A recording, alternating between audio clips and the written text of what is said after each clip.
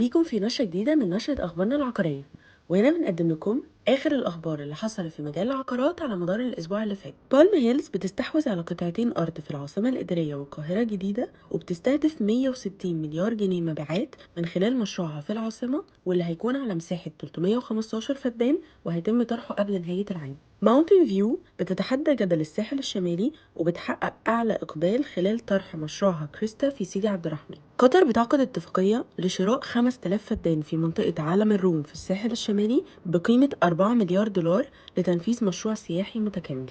تجربة العاصمة الإدارية بتنال إعجاب المشاركين في المؤتمر أكتوبر العمران بسلطنة عمان، وأعلنت شركة الأهلي صبور خلال المؤتمر عن إنشاء البرج الأيقوني كأول وأعلى برج في مدينة السلطان هيثم، واللي هيضم فندق فاخر وشقق فندقية على أعلى مستوى. استثمار بالمليارات لتحويل مجمع التحرير لواجهة سياحية وفندق عالمي باسم كايرو هاوس ايجيبت. شركة مدن بتطلق مشروع لاجونز في العاصمة الإدارية بموقع استراتيجي في حي الار 8، وإطلالة مميزة على البرج الأيقوني والنهر الأخضر، والأسعار بتبدأ من 2 مليون و300 ألف.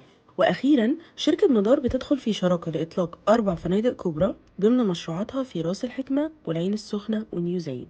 وبكده تكون خلصت نشرة أخبارنا العقارية. استنونا الأسبوع اللي جاي في نشرة جديدة.